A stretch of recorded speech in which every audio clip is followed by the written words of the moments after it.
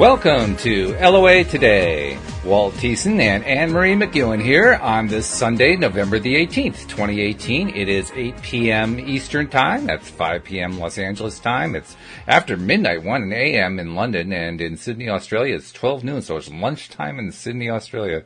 And we hope that you all have been having a great weekend. We've been having a good one ourselves. In fact, earlier today, Cindy Chavez and I did a Neville Goddard Q&A on the Facebook Law of Attraction Changed My Life group, and it was very successful. A lot of people showed up, a lot of great questions. So that was like the culmination of my weekend right there. That was just a few hours ago, Anne-Marie, and I feel energized from it. I mean, we had a lot of people coming through. It was really good. So, yeah.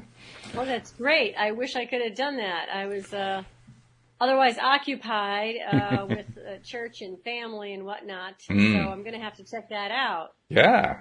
Well, you also had, when you have family visiting, everything else has to take second fiddle to that. I mean, so, It does. It really does. Yes. So that's a good thing. So I hope you had a great visit with them. And yes. we are taking up a topic that we announced on the Law of Attraction Changed My Life group last week. How to introduce the law of attraction to other people, which is a good question because it's one of those things where it's kind of like religion, politics, and the Great Pumpkin. You got to be really careful what you say, right? Yes, this is true. I mean, you can put your foot in it if you express this stuff to the wrong people or under the wrong circumstances or whatever. So you have to be selective about it. And so I'm glad that we're talking about it for today's episode. It's also one of those things where you see it in the Facebook groups a lot. People talking about how there's some, maybe a significant other in their life or something like that, and they've been trying to get the other person interested in law of attraction, and the other person just isn't buying it. They just aren't getting into it at all. And so it's making them feel bad because they can't seem to get their partner on the same page as them, and now all of a sudden they're in some sort of a downward spiral. How are they going to climb out of that one? And yeah, well, I can see how that happens because I'm fortunate enough, you're fortunate enough to be involved with people who really do understand how the whole thing works and really do buy into it and do believe in being a deliberate creator. But that's a tough situation to be in when you're talking about somebody you're really emotionally close to who's just not into it. Right. And gosh, that can happen in so many ways. And it's difficult when especially if you're living with someone who doesn't get it. Yeah. I know I basically had to introduce it to Mike, who's now my husband. When we first started dating, I had to introduce it to him because it's my whole life. I mean, it's just my whole life. Right. So I had to introduce it to him, and he was not aware of it before. So it was a lot of new concepts, a lot of new, just a whole different ways of seeing things, different perceptions, and different universal forces in existence that you just don't understand or know about before you're told about them. Absolutely. So, oh, yeah. And you do have to be introduced to it. I mean, the world had to be introduced to it by a number of different people over the years. We were talking before the podcast about Neville Goddard, who never called it the law of attraction, but what he was teaching was essentially the law of attraction. And you have Abraham Hicks and you have Tony Robbins, who never really used the term very much at all, but a lot of what he was doing was law of attraction. And you can kind of go through the list. Wayne Dyer, I mean, there's a whole bunch of people who have done stuff, taught stuff, been gurus of stuff that either included the phrase law of attraction or in some way were actually teaching it. And yet, despite that fact, most people still don't even know. I mean, the movie The Secret came out in 2006, I think it was, 2006, 2007, something like that, and was a phenomenal success around the world. And yet, even with that, still, most of the world had never heard of the law of attraction, didn't really know what it was, even though it was being introduced to them in a rather simple way by The Secret. So, yeah, and to this day, I mean, if I had to guess, I'm going to guess 5 to 10% of the world is even aware of it. Not being an expert at it, just like aware of it, and that means 80 to 90, 95% don't even know.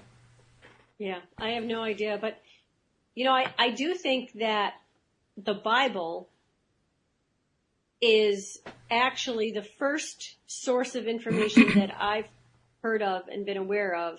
I'm sure there are older texts, but I'm just not familiar with them at all. When I read the Bible, if you look at it through the lens of the law of attraction, you can see that it's actually teaching the very principles of the law of attraction. It's just that it's so muddied and it's so clouded with stories and verbiage that we're not familiar with. And not only that, but there's a language issue because it wasn't written in English. Right. So things get mistranslated. Mm-hmm. But looking back now on it, I really see the value in it much more so by looking at the Bible through the law of attraction, that lens. And that's where I think Neville Goddard is really instrumental for me, because I grew up learning the Bible. I grew up Catholic, so I learned that the Bible was the book, that's where you go to for your source. And I still believe that there are a lot of great truths in the Bible. Mm-hmm. But I had trouble along the way because there was so much falsities in the Bible. There was so much in the Bible that just did not resonate with me. And I was like, no, how can that be? And, one of the big ones, I guess we can just jump right into it. Yeah. Well, actually, since we announced this in the group too, I want to add in, if anybody has any comments they want to add among people who are listening in, and we do have people listening in, feel free to jump in the comment section, and I'll be monitoring that, and I'll kick in and include that in the conversation as we're going along here. But yeah, go ahead. Take it where you're going. Great. So one of the things that I always struggled with in the Bible, and I can't even give you the verse, but it was talking about the woman being subjective to her husband, and the woman has to obey her husband. Mm-hmm. And I think that has been one of the most mistranslated statements or concepts in the Bible. Mm-hmm. And I know I don't want to say it ruined my life, but it certainly had a big impact on my life, and certainly my parents, and certainly generations going back and back, where the woman was always dutiful to her husband, and the husband was in charge, and the woman was sort of, beneath the husband, so to speak. Right. And that just never sat well with me at all. And I've had to really work at feeling equal, or feeling good enough, or feeling valued enough to be on par with my mate. Mm-hmm. And just the other day, I was listening to Neville, and he said that, and he was even quoting from people before him who were talking about the conscious and the subconscious being the male and the female. Right. Mm-hmm. And when you look at it in those terms, all of a sudden it makes sense. All of a sudden it's like, oh, I get it now. That makes so much more sense. Mm-hmm. And that's logical. And that's legitimate. That's legitimate. And, so I'm just learning so much more now about the differences between the conscious mind and the subconscious mind and how they interact with each other. I just find it fascinating. I just love learning. And, Sylvia Brown, because she taught me the word Gnostic, I'm like, I'm a Gnostic. I just want to learn more and more and more. Hey, that's right. Yeah, absolutely. A good word too, Gnostic. When I think about the Bible, I mean, my own experience is colored very much in my own experience, because when I was 13, I became a communicant member of the Presbyterian Church where I was brought up. And when I was 14, I left the church. And it was traumatic. It was a traumatic experience because my father was the biggest giver in the church. He was like one of the major donors of the church. Oh. Yeah. Oh. Yeah. And my uncle was number 2. So our family gave a lot to that church. And my dad was both my dad and my uncle were really big in the church. My mom played a big role in the church and so forth. And I had gone through the whole thing. I mean, I had become a communicant member. I'd taken all the classes and so forth. I'd learned all the stuff I was supposed to learn, but it wasn't sitting completely right with me. And so I took it upon myself at the age of 13/14 to read the Bible cover to cover. And when I did that, it destroyed what limited faith I had. Because there's a lot in there that the preachers don't go to. I mean, they go to, Matthew, Mark, Luke, and John. There's a whole bunch there that they skip over. They'll go to Job, they'll go to Psalms, they'll go to Proverbs. But there's some stuff in there, and you start reading it, and you say to yourself, I don't care what language this was written in. I don't care what metaphor you want to apply to it. I cannot get behind a God that condones murder, slavery, theft, all kinds of horrible things. I mean, that's just not matching up at all with what I believed in. So that was really, really rough for me. When I first heard about the law of attraction, I realized, like what you said, there are a number of themes in the Bible that are very law of attraction-like. In fact, there's one that I think is pure law of attraction. That is the idea of sowing and reaping. Sowing and reaping is the law of attraction. As you sow, you'll also reap. And it doesn't matter whether you're sowing something positive or sowing something negative. Whatever you sow, you're going to reap. In fact, I used to think to myself, thinking about people who are very strongly religious and who are almost rigidly religious in their beliefs and so forth, and who use the Bible as like a cudgel to beat you with and so forth. And I think to myself, did you guys read that part of the Bible? Do you guys understand what you're doing? You're putting all this junk out there. You're putting all this hatred and this anger and frustration out there and expecting to get love back. I mean, don't you read your own Bible? But, not to get into a big biblical discussion there. That's really not where we're trying to go. But it does illustrate how we can have very different viewpoints on this kind of subject as human beings. And so no wonder when we try to introduce a subject to somebody else, depending on what their viewpoint is, it can be a tough sell. It can be a really tough sell. Especially, it would have been a tough sell for me the first time if somebody had tried to introduce it to me before I'd even seen The Secret or read Abraham Hicks, because I was a very logical-minded person. I had early on in my life, I had given up on religion, and so I'm not sure if I was an atheist or agnostic. Let's just say I was very, very doubting. We'll put it that way. So anything that involved the idea of faith or belief was anathema to me. I mean, I was just not open to it at all. The only reason I became open enough to see and read The Secret and to absorb what it was saying is I had reached a point in my life where I was in a lot of pain. And at that point, I was willing to listen to just about anything. Yeah. So it kind of came, and as so often happens, when the student is ready, the teacher will appear. Well, I was ready and The Secret appeared. It just like one after the other. So it kind of makes sense. Right. But up until that point, I would have been a resistant person for sure. So if somebody had come to me and tried to just introduce it to me, I probably would not have received it at all. And I think there's a lesson in there. I think the lesson is, this is kind of like a rule I try to follow. I think you probably do too.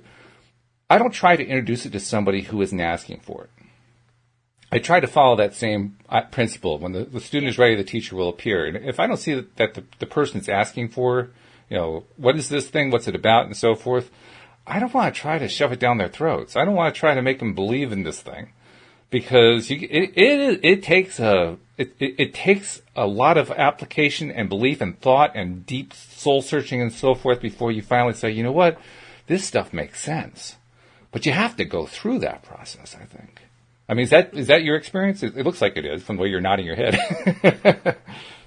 Well, I think that it definitely works best when somebody's asking for something or looking for something. I try to listen a lot to people to hear what they're saying, sometimes through what they're saying. Right. And if somebody's really searching for something or unhappy with something in their life, a lot of times I'll gently bring it up and I'll say, well, have you thought about this? Or have you thought about, and a lot of times it'll just be, I won't necessarily talk about the law of attraction, but I'll talk about its principles and I'll talk about staying in alignment and a positive universal flow of energy that exists in the world, and that, sort of brings you everything that you want. And when you're open to it, and when you're joyful, and when you're feeling loving, that's when you're open to that universal flow. Especially if you're feeling gratitude, you're open to that universal flow. So sometimes I teach, or I'll talk about the essentials of law of attraction without actually saying, oh, I want to teach you about the law of attraction. Right. And then other times, if I feel a person's ready or really curious about it, and might really like the sort of more scientific aspect of it, I might talk about the universal force that is the law of attraction. It's all individual. But I think that, like you said, and you make a very good point, that when the student's ready, the teacher will appear. You really have to be selective about when it's time to talk to somebody about that, and really go with your gut on how to approach that. Yeah, it plays a big role. I think one of the best ways to teach it is what Abraham suggests, is just living it, and living it and being it all the time, just living it and being it. And other people will see that you are manifesting the things that you have talked about, and you have a good life. And people will say to you, gee, how does that happen for you? How do you get what you want? And then you can certainly bring it up and talk about it. And you go, well, this is what I try to do. So that's what I try to do more than anything. And am I successful? Some of the time, not all the time, but I try. I try. Hey, we're all students of this thing. We're all trying to get better at it, and we all make mistakes, and we all get improvements, and we learn stuff along the way. That's just, I really do believe that since the law of attraction is a law of life, it really applies to everything in our lives. It has everything that has come into our lives has come in some way through the law of attraction. Because of that, and because we're here living and learning and doing and having fun, that means we're living and learning and doing and having fun. We're learning. We're constantly learning. It's just ongoing, Right. So, if I had met anybody who actually knew how to do it perfectly every time, the first thing I would do is doubt it. Like, really? Every time? Every time you've learned how to do it exactly the way you want to do it every time? Wow. I want to hang out with you for a while. Right. So, and my husband has hey, bring that back here. My husband has a 4-line sort of synopsis of the law of attraction that I think is really good. And, what's that? And for him, it works really well, and it might for other people too. And it's very simple. It says, as you think, you feel. As you feel, you radiate. As you radiate, you create. So as you think, you feel. As you feel, you radiate. As you radiate, you create. Yeah, that's good. And that's certainly true. It's certainly true. It's not always easy, but it's not always easy to do deliberately, I should say, because we're doing it all the time. Funny thing is, it actually is simple. But you're right, it's not easy. But it's not easy. It's not easy, right? That's Wait a minute, exactly how right. could that possibly be? It's very simple. It really is very simple.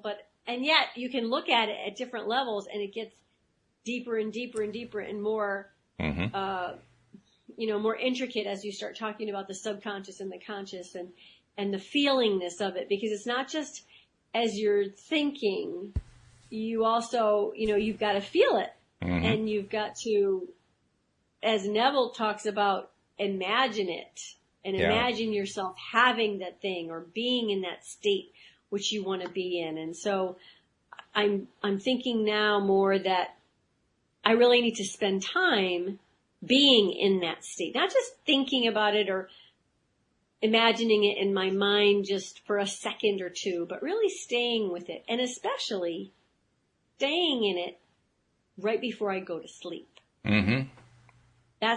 I think that's really important, and that's something that I really haven't done. I mean, every morning I wake up, I think about the things I'm grateful for. I spend time in appreciation to get me going in the right way, but just lately I've been thinking more and more before I go to bed about what it is I really want to manifest and how that would feel. And so now that's what I'm working on. That's we'll good. see how it goes. No, that's good. I've been working on it before bed too, actually, and I know exactly what you mean about how you get the morning pattern going, but you don't necessarily have the evening pattern going. Although I do have the advantage that Louise and I for years have been doing the 3 good things thing, where we'll ask each other, what are 3 good things that happened today, and then go over that, before we go to bed. But that's nice. Yeah, it is nice. It actually is a helpful process. One of the things that Cindy Chavez mentioned today during the afternoon podcast, where we did the Q&A on Neville, really kind of stuck with me. In fact, it stuck with me so well. I don't always go back to replay our podcast, but I'm going to go back and replay that one for that one particular segment because she said it so well. But the gist of it, she was talking about money, attracting money, but it would really apply to anything. She talked about how very much of the time, I won't say all the time, but very much of the time when we're trying to attract something, we're doing it from the perspective of lack without realizing it because we need it or we want it so much. And it's a really important point. 99 tenths out of 100, when we're trying to manifest something, we're originally starting from a point of lack because the desire got built. The desire came up. And that desire, that's that rocket of desire that Abraham talks about. But the thing is, while you're in that particular place of expressing that desire, you're in a position of lack. The next step is to actually switch yourself over into the living in the now state where you feel it and you experience it and you believe it and you basically are letting the universe deliver it for you. And that's that plus the receiving part. Actually, perhaps even the receiving part is more often. That's where we stumble. That's where we kind of lose track of what our role is in all this thing. And lose faith. And lose faith, exactly. Yeah, but it's such a key point. We have to remember whenever we're putting those requests out there to let the requests go and move on to the next step and not hang on to them. And not just remember that, but also notice the ways we hang on to them anyway. Because very often we'll put it out there and we don't even realizing how we're holding on to it, but we are. It's almost like we grabbed a hold of the tail of the rocket, the tail fins of the rocket, and we're expecting the rocket to pull us up with it as it's flying into the air. It's like we're hanging on to it for dear life. You're like, come on, give me the thing I want. Yeah. Neville talks about not talking of what we want, but from what we want. Right. That was another thing that just a little semantic of the difference between of and from, and I was like, right, and which is hard, which is really hard. Mm-hmm. Especially if you're talking about maybe being, let's say you've got an ailment, a physical ailment, and you want it to go away, and you want to feel healthy. Hard to talk like you're already healthy, and you're talking from the perspective of being a healthy person. Right.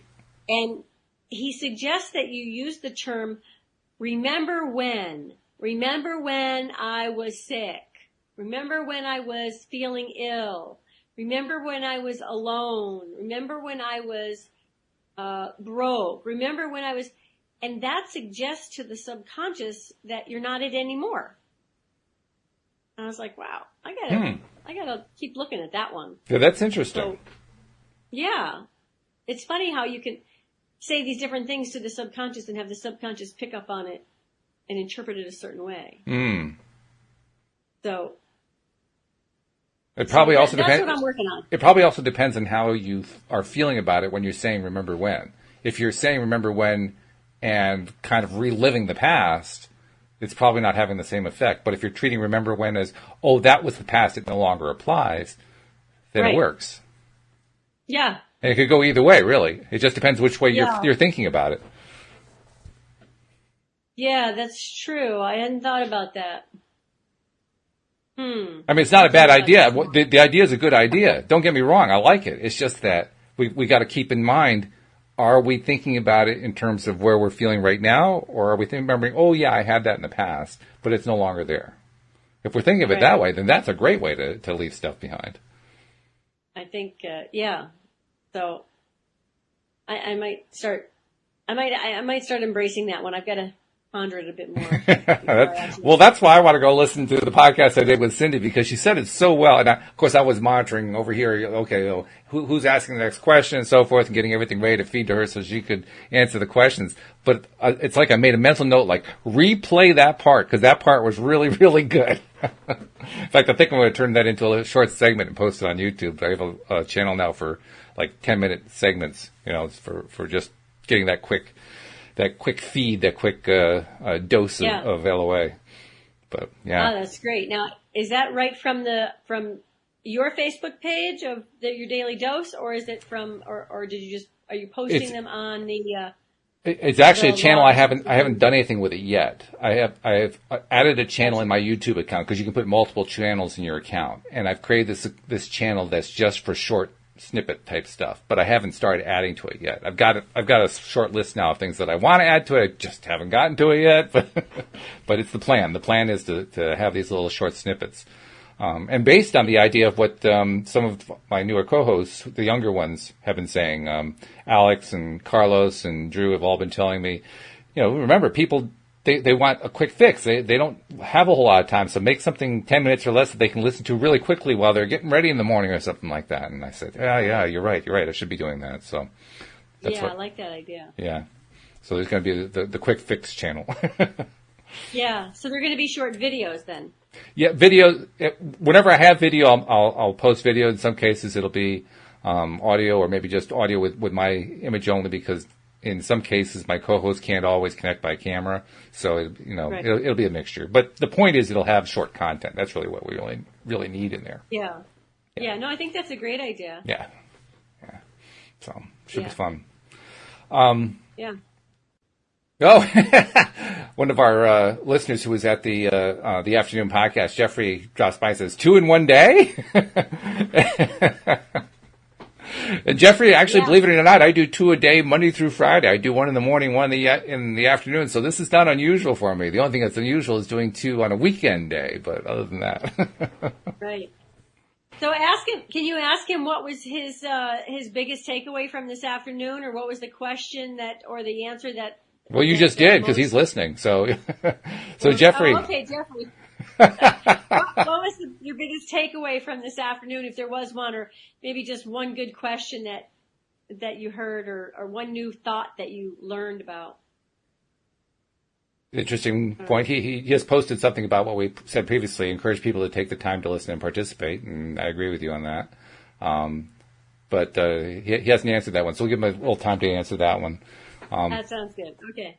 Getting back to the main question, though, how do you introduce this topic to somebody who has never heard this stuff before? And once we've identified somebody who is at least receptive to it, now we have a basis for our conversation, right?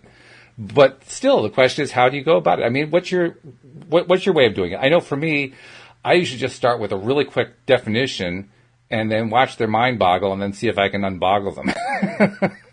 But I usually go with a real simple one. The law of attraction is like attracts like. It's that simple. And then they give me the quizzical look, and then I try to explain it some. But what approach do you take? You do something similar, or how do you do it? Well, actually, one of the things that I say to people is, you know about Murphy's Law? Mm-hmm. They go, yeah, isn't that where, like, things start going bad and it just keeps getting worse? Like, exactly.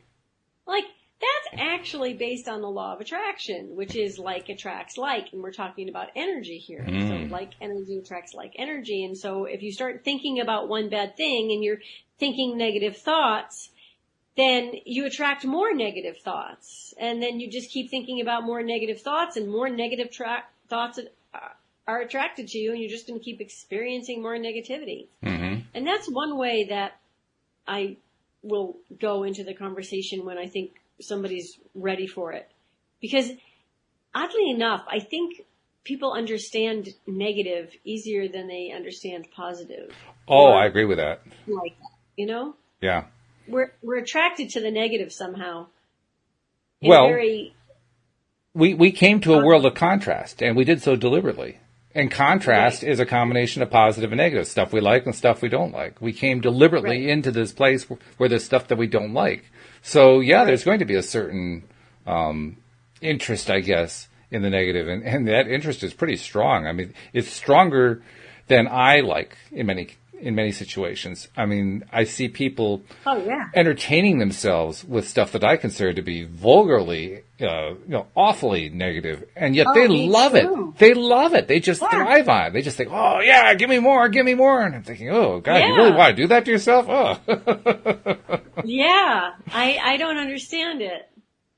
Well, it's not up to us to understand it. I mean, all we have to understand is they are diving into the contrast. And, there's more to it than that, actually. When we dive into the contrast, when we experience contrast, it ends up putting us in places that don't feel comfortable.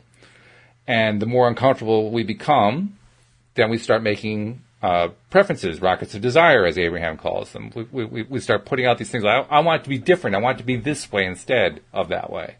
And then perhaps we even get to a place where we're so uncomfortable that we make major shifts in our life.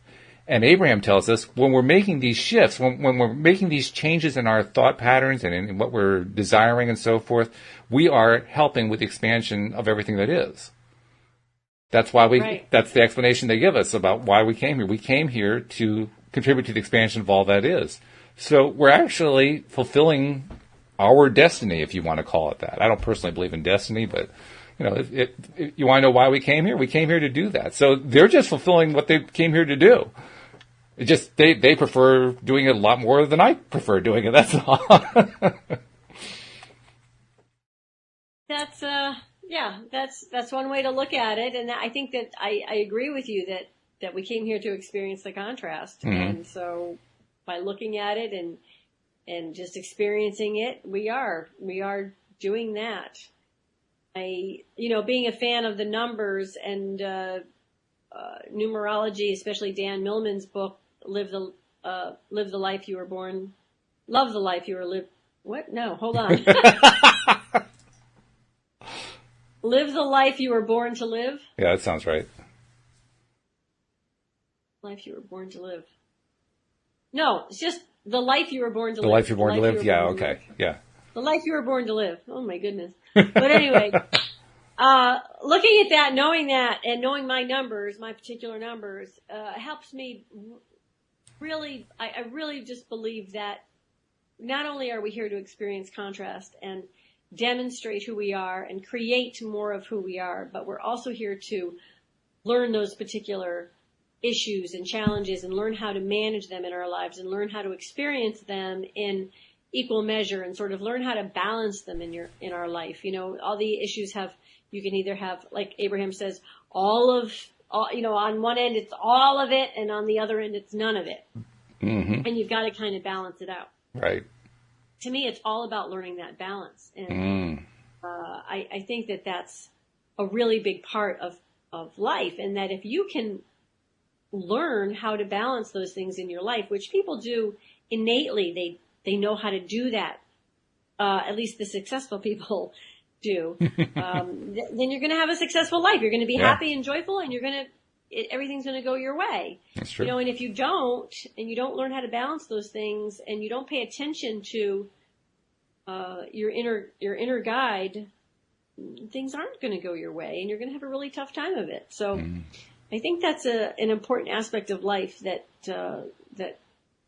looking at the contrast helps us to realize.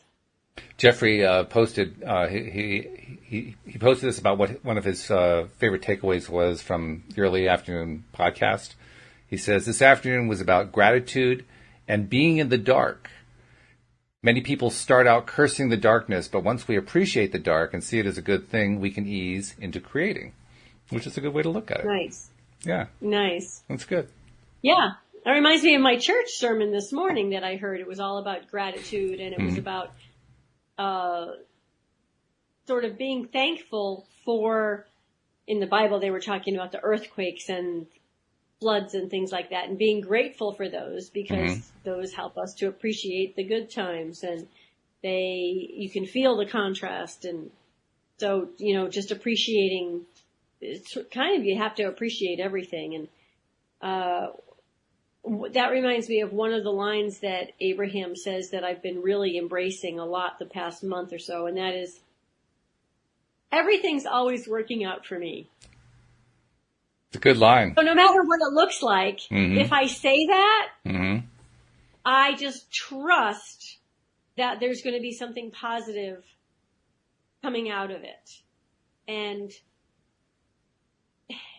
you know, I just have to keep looking for it. Sometimes I just have to keep looking and looking and looking for that blessing, that silver lining, that good thing that's going to come out of that thing that originally I really perceived as negative. And I really, really am trying not to look at things in a negative way and just say, okay, well, everything's always working out for me, you know? So my refrigerator broke and I spent hours yesterday transferring things to coolers and buying ice and all this kinds of stuff. And, you know, but hey, everything's always working out for me.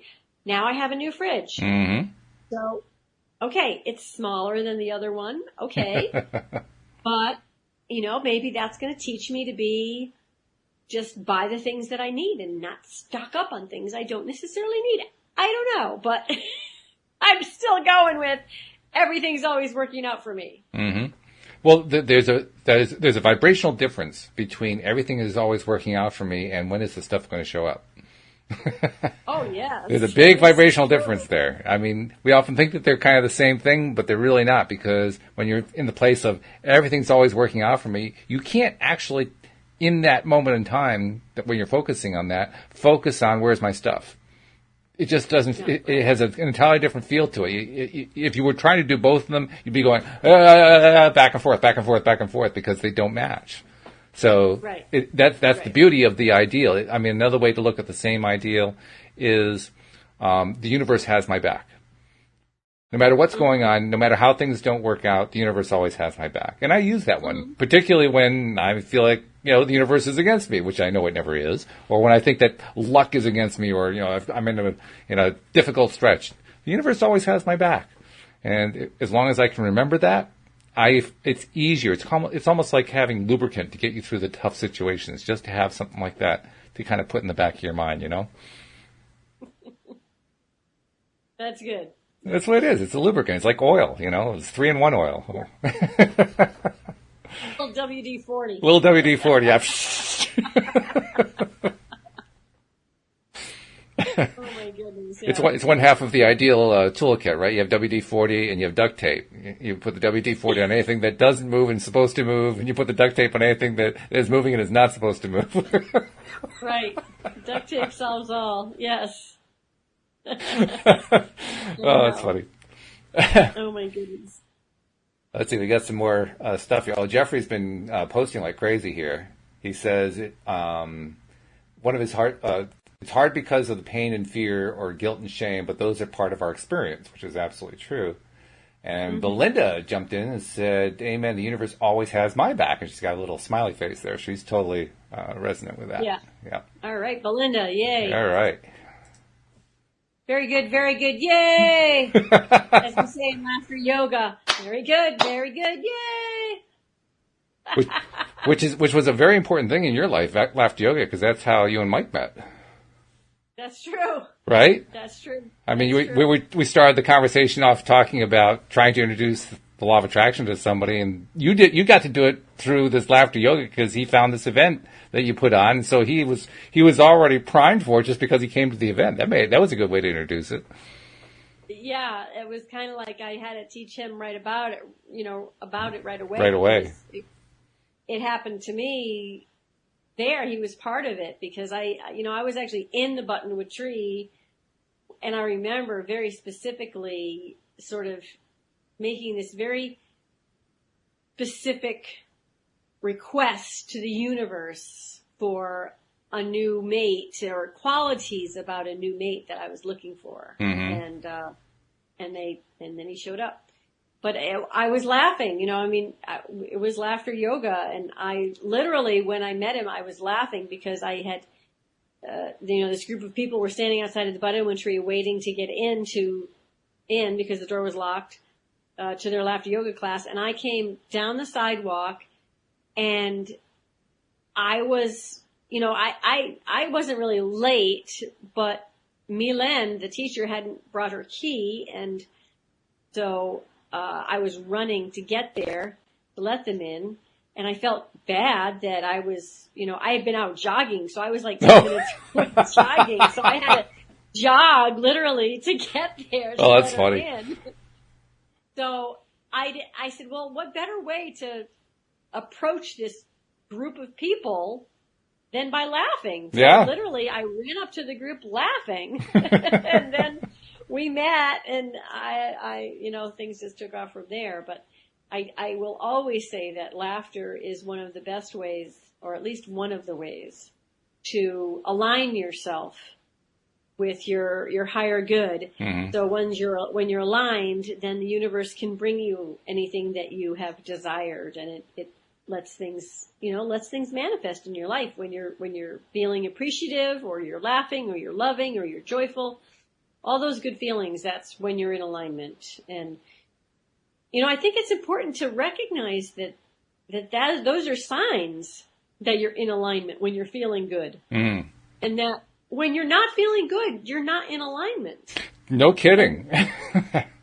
Yeah, it's important. It's very big. By the way, I got to insert here. Jeffrey wanted to make sure that you knew he loves love stories, so he was hanging on your story. Oh, that's nice. That's nice. Well, maybe Jeffrey, someday I'll talk about the entire story, which is really lengthy and. But yeah, I do too. I love love stories too. I will often ask a couple how did you meet? Mm-hmm. To me that's always fun to know. It is fun. Yeah. Well, actually, that's what you, me, Mike, and Louise did the first time we all met. We started telling the stories about how we met and how there was a law of attraction angle to it, and there was for both of us, which was really fun. That's right. Yeah. Also, I just realized that there may be some people listening who don't know what laughter yoga is. Can you give them a quick description of what laughter yoga is? Sure. Laughter yoga is a practice that comes out of the desire to know if laughter truly is the best medicine. So back in 1995, Dr. Katarian started doing research to see if laughter really was the best medicine. And so he got groups of people together who originally they started telling jokes to each other. Mm-hmm. But that didn't work out so well because people's feelings got hurt. And so he just said, all right, we're just going to gather and just laugh. And so now people come together and there's a leader who's trained and you do little simple exercises and you look at each other in the eye and you laugh and you basically force yourself to laugh, which then it becomes very easy and it gets laughter is contagious. And so one person starts laughing and it's easy to laugh. And so you just laugh for a while. And it's called yoga because it involves breathing. When you're laughing heavily, you're breathing, and you're really using your diaphragm. And so the whole purpose of it is to teach yourself and train yourself to laugh when you really don't feel like laughing. Because in life, when, the crap hits the fan, or you're at the computer and you're totally frustrated and you want to just rip your hair out, you want to start screaming or swearing or throwing things or whatever, you need to change your vibrational state. And if you laugh, you can do that. Mm-hmm. Laughter just changes your vibrational state. It allows the answers to come to you. It allows peace to fill you up. And it's a great way to change your countenance. And it's not easy to do. It is not easy to do. Like you said before, it's simple, but it's not easy. Mm-hmm. And so if you practice it, it actually then does become much easier. And I've been doing laughter yoga for about 7 years and not religiously, but when I'm at work and I'm frustrated and I start laughing, it sounds different than just, ha ha ha, you're laughing at a joke. And, and my staff will say to me are you doing laughter yoga? I'll be like, yes. Even my granddaughter, I was laughing just the other day at something and she could tell. She said, are you doing laughter yoga? I says, yes, I am. Because it comes out as a different kind of laugh. There are different kinds of laughter. And that's another thing you do in laughter yoga is you practice different kinds of laughter. Different kinds of laughter, okay. So it's a very helpful tool. I think in life, you need to have as many tools in your tool belt as you can possibly put there. Because you never know when, different circumstances require different tools. That's true. Laughter doesn't always work for me. Sometimes looking at the sun and feeling gratitude for the sun and the clouds is a good way for me to get realigned. Sometimes just putting on music. Mm-hmm. I know you like to put on your favorite, your happy music. You know, music is a great way to get yourself out of a negative vibration into a more positive one. Yep. Oh, no doubt about it. And by the way, for anyone who lives in Central Connecticut area, if you want to attend a laughter yoga session, Anne Marie's Buttonwood Tree has one coming up this Tuesday, I think it is, isn't it? Tuesday the 20th? Yes, Tuesday, 6:00. Yes. Yeah. All right. So, yeah. I'm thinking of changing it to 7. What do you think, Walt? Should we change it to 7? You probably get more people being able to make it at 7 than at 6, just because, you know, people are getting home from work and stuff like that. Yeah. I think we're going to switch to 7. Maybe in the month of December we're going to switch that up, or maybe January we'll switch it up. Yeah. Yeah. But yeah, laughter yoga at the Buttonwood. If you want to know more about the Buttonwood, you can Google buttonwood.org or just go to buttonwood.org. We're also on Facebook and Instagram. Mm-hmm. All kinds of things besides laughter yoga. You know, regular yoga and aligned with Source workshop, which is phenomenal. And lots of music and film and storytelling, all kinds of things. You guys get some. You get amazing arts, amazing musical acts, and all kinds of stuff coming through there. We do. I'm just blown away by the talent that comes there. I'm so deeply honored by people that come there. Yeah. And that's how we met, because we were doing Mike and I were doing Step Into the Vortex, and that's how you and I met. So that's right. I'm grateful. It's a great connector of people and of things, and so we got connected through the Buttonwood Tree, and that's just yay. It's true. It's true. In fact, we were the original topic here, of course, is introducing somebody else to the law of attraction, but you can also use the law of attraction to meet somebody else. It can work both directions. Absolutely. And that's what we did. Because literally, you'd put the thing out about the event, and Louise had said to me, you know, if we're going to do more with the law of attraction, we need some more law of attraction friends. So I just started doing some searching, and I found your thing, and boom, we had a connection. And it turned into a friendship and co-hosting and everything else, and it's been good. Yes. So thank you for having me on. I really appreciate it. I know I'm not a life coach per se, but I'm still having fun with you. And I'm having fun too. It was valuable to people. Yeah, I think so. I think it's valuable. Let's see. I think did I have another comment? Well, Jeffrey just saying that it comes easy for some. I think he's talking about the laughter yoga and about laughing. And when we mention the music, he goes, yes, music! So music resonates with him too. He loves the idea of positive music. Yes. Good. Gotta like all Very those. Good. Yeah, we're getting quite a few people listening in, so that's great. Anybody else who wants to share their ideas about the original topic, of course, is how do you introduce somebody to the law of attraction? And if you want to introduce any particular approaches you like to use or whatever, feel free. Jeffrey's just put something else. He says, I will mention laughter yoga to the groups I belong to in the Portland, Oregon area. Terrific, Jeffrey. So you're going to help spread laughter yoga. That's a good thing.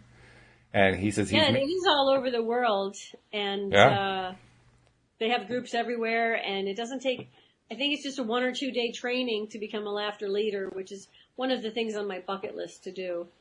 And you can always Google a laughter yoga class on the YouTube and do it. Although I really would suggest doing it in person. It's much better in person.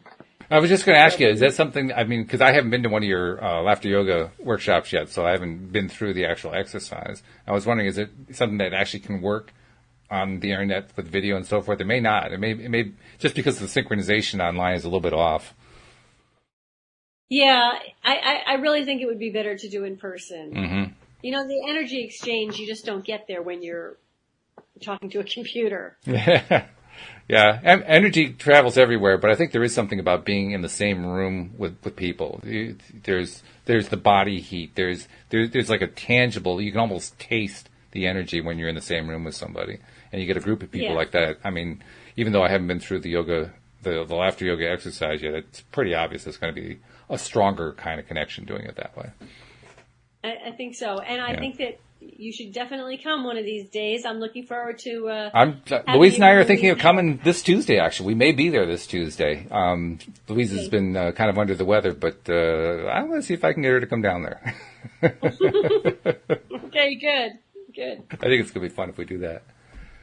Good. Jeffrey wants to know, what are we waiting for? Good question. Good question. Yeah. Okay. So, all right. We've been putting it off for a while. You can laugh along with us. That's right. You can just laugh. But yeah. So it's getting close to time. Do you want to give your announcements? Oh, we haven't done announcements. Yeah, we need to do that. Yeah. Are you subscribing? I hope you're subscribing to the podcast. If you're not subscribing, I don't know what you are subscribing. Okay. I know you're subscribing. So that's good. Okay.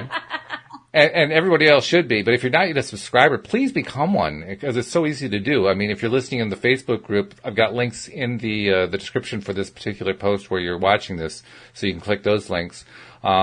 If you're listening through another source and you don't have links readily available, just go to the homepage of our website, loatoday.net, and you'll find links right there. Two great big icons, one for Android, one for iPhone, iPad users. You just click the right one and it walks you right through it. And once you're subscribed, then please put out there on social media so that other people can find out about your Daily Dose of Happy. Because, I mean, our goal is to get this into the hands of as many people, thousands, tens of thousands, hundreds of thousands of people. We were talking earlier today, Anne-Marie, about doing little vignettes when you're trying to, imagine what it is that you want and create the feeling of it, assuming the feeling of the wish fulfilled and so forth. My little vignette is, and I haven't been able to fill it out entirely because I'm not, it's pretty big. My little vignette is 10,000 people listening per episode to every single podcast. And the way I try to make it real in my mind is I imagine you and Cindy and Joel and Tom and Linda and Patty all saying, "Hey, we got to 10,000. This is great." And so I imagine you guys, I'm watching you on my screen and all of you saying, "We had 10,000. Hooray, hooray." That's my little vignette. Yay. Nice. But I have to admit, it's even with that, if I try to go in the other direction of trying to think, what's it like to have 10,000 people listening and watching and interacting? And my mind boggles when I get there. I boggle beyond 400. So 10,000 is just like, wow.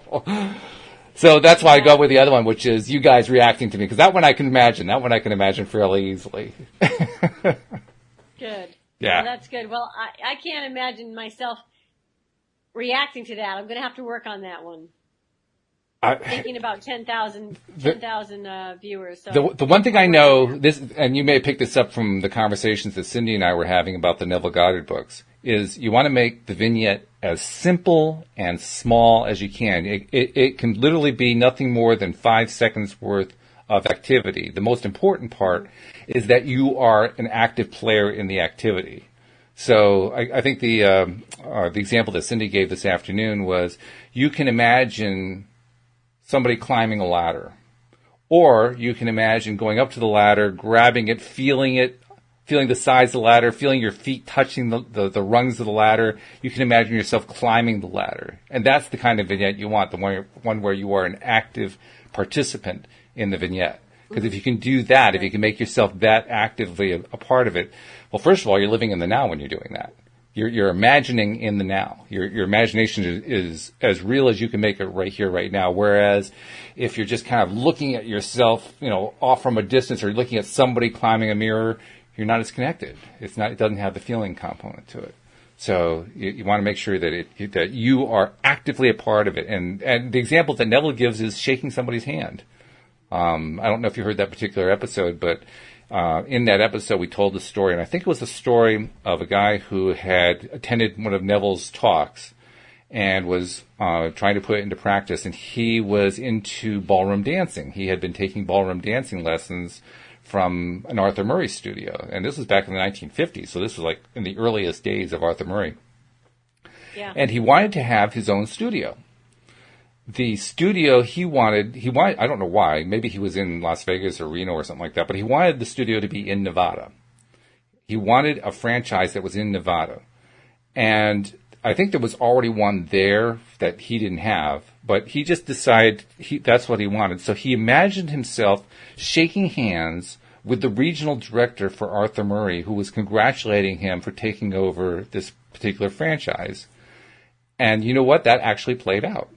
just the way he had imagined it. This franchise became available. The regional director came to him and said, "Would you like this?" He says, "Yeah, I'd love to." They arranged the financing, all that stuff. And the regional director shook his hands and congratulated him for taking control of his new franchise in Nevada.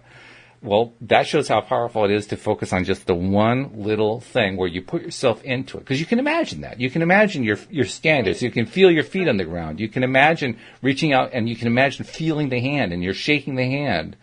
And that's all you have to do. You don't have to make it more involved than that. That's what's so beautiful about this vignette concept. You keep it as simple and as small as possible. It's a really cool thing. And I think that what you bring up a good point is that it's kind of small in that, and not really necessarily small, but that it's within your reach of belief. Mm-hmm. You know, if you've got to still be able to believe it, and so you might need to take steps. So you say, well, just think about this, and then you can reach that, and then you can go for something bigger and more grand. You know, he got one studio, mm-hmm. and then after he got the one studio, then he wound up getting more studios. Right. I do remember now hearing about that. Yeah. Yeah. So he just started with one, though. He just started with one. He didn't say, I want a whole fleet of them. I just want one. I want my own. He got his own, and then he got more. Mm-hmm.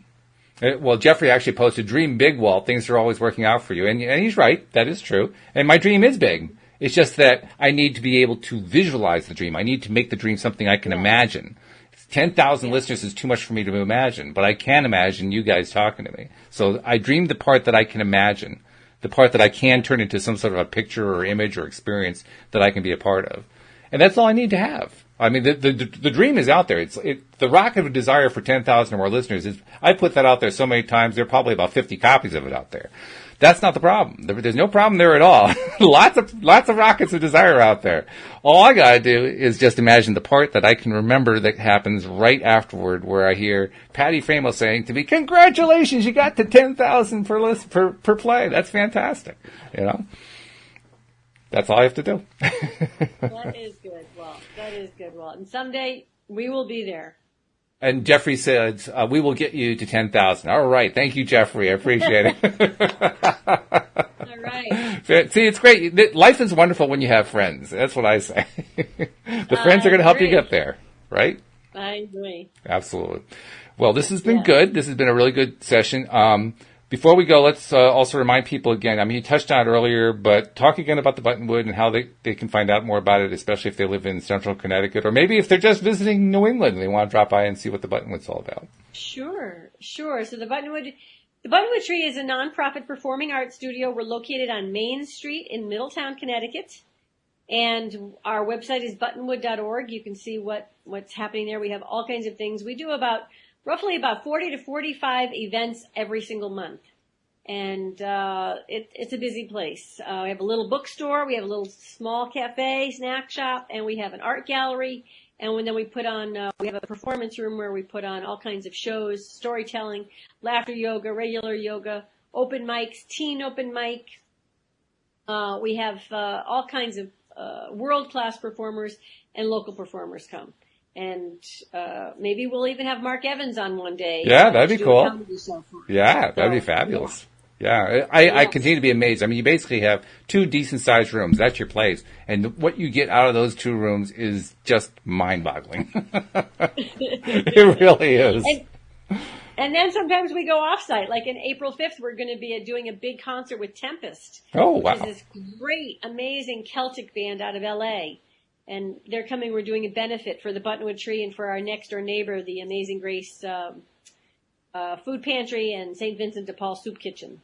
Very nice. Very nice. All right. If you like Celtic music, April 5th, be there. All right. Sounds good. Well, this has been a pleasure, and I look forward to talking next week. I will have to figure out what our topic is, but as soon as we know what it is, we'll post it in the group so everybody knows what to do and when to come. Sound good to you?